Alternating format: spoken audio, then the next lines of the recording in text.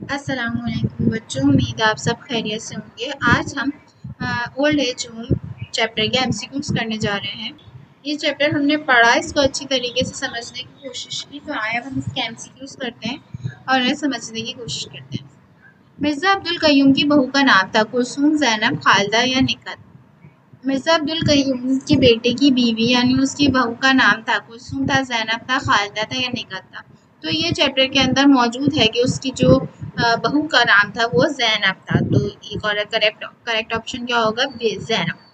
पोते का नाम क्या था? पोता यानी मिर्ज़ा अब्दुल कयूम का पोता यानी उसके बेटे के 3 बच्चे थे। मिर्ज़ा अब्दुल कयूम के बेटे के 3 बच्चे थे, 2 उसकी जो है बेटियां थी और एक बेटा था।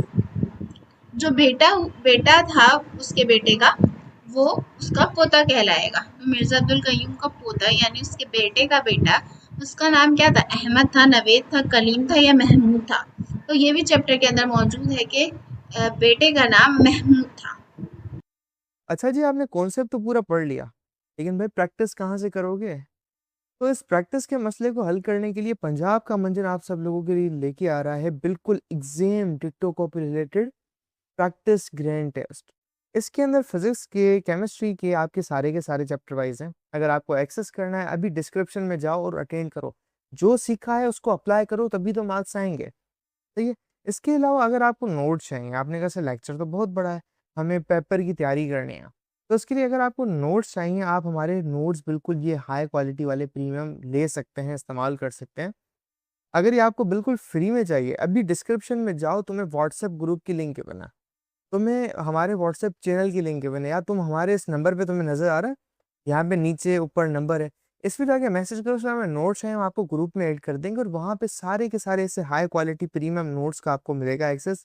आपके chapter 1, chapter 2, physics, bio chemistry में तमाम सभी। ठीक है।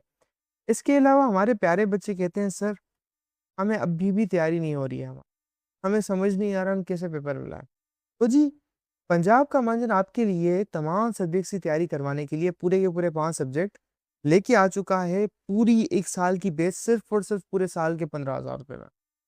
इस बेच के अंदर खास बात पता है क्या है?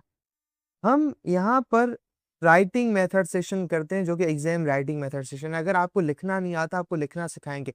एग्जामिनर आपके चाचू का बेटा तो है नहीं, आपको फ्री में मार्क्स देके चला जाए। तो हर सवाल को करने की टिप्स एंड ट्रिक्स होती है, स्टाइल होता है, पैटर्न होता है। तो हमारी टीम आपको चैप्टर टेस्ट, वो तमाम की तमाम टिप्स एंड ट्रिक्स से कैसे चीज़ों को लिखें, पेपर की प्रेजेंटेशन कैसे हो, उसकी तैयारी, उसके अलावा 24/7 टीचर सपोर्ट, कोई भी किसी वक्त डाउट हो वो करो। और तुम्हें कहीं बाहर जाने का सर ही नहीं मारना। क्यों? क्योंकि एक हाई क्वालिटी प्रीमियम क्लासेस आपको घर बैठे ऑनलाइन मिल रही है। तो जी क्यों इन लोकल एकेडमियों में धक्का खाना है? तो ये हमारी टीम आपको सर्व कर रही है। मिर्ज़ा अब्दुल कयूम ने सारी ज़िंदगी मुलाजमत की थी, कारपोरेशन के दफ्तर में, बोर्ड के दफ्तर में, सूबाई हुकूमत के दफ्तर में या कॉलेज में। ये भी चैप्टर के अंदर मौजूद है कि उन्होंने कहाँ मुलाजमत की थी। यहाँ मौजूद है कि मिर्ज़ा अब्दुल कयूम ने सारी ज़िंदगी सूबाई हुकूमत के एक दफ्तर में मुलाजमत की थी, यानी उन्होंने सूबाई हुकूमत के एक दफ्तर में मुलाजमत की थी। तो करेक्ट ऑप्शन क्या है? सूबाई हुकूमत के दफ्तर में उन्होंने मुलाजमत की है। मिर्ज़ा अब्दुल कयूम ने ओल्ड एज होम के क़याम का इश्तिहार पढ़ा था, 1 बार, 2 बार, 3 बार, 4 बार। अच्छा, ये चैप्टर के अंदर मौजूद था कि जैसे ही जब उन्होंने ओल्ड एज होम का इश्तिहार देखा था अखबार के अंदर, तो उन्होंने उसको कितनी बार पढ़ा था। चैप्टर के अंदर यहाँ मौजूद है कि जब उसने वो ओल्ड एज होम के बारे में पढ़ा, यहाँ पर लिखा हुआ है ओल्ड एज होम के बारे में पढ़ा कि ये बूढ़ा लोगों के लिए, औरतों मर्दों के लिए एक बहुत ही अच्छी पुरसुकून ज़िंदगी करने की जो है वो चीज़ है।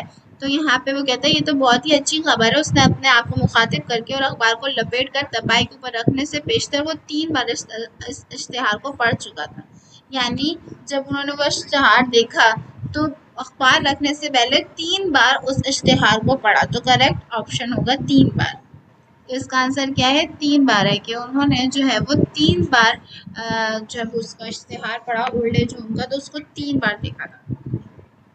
ओल्ड एज होम के बुनियाद क़याम की बुनियाद रखी थी बरतानवी तर्ज पर, यूनानी तर्ज पर, हस्पानी तर्ज पर या अमरीकी तर्ज पर।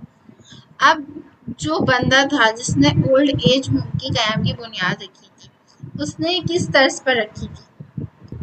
अच्छा, तो ये जो तर्ज की जिस तर्ज पर रखी हुई गई थी वो अमरीकी तर्ज पर रखी गई थी। क्यों? क्योंकि वो जो ये ओल्ड एज होम की बुनियाद रखी थी ये अहमद जावेद साहब ने रखी थी। और अहमद जावेद साहब वो इंसान थे जो कुछ टाइम अमेरिका के अंदर रह के आए थे।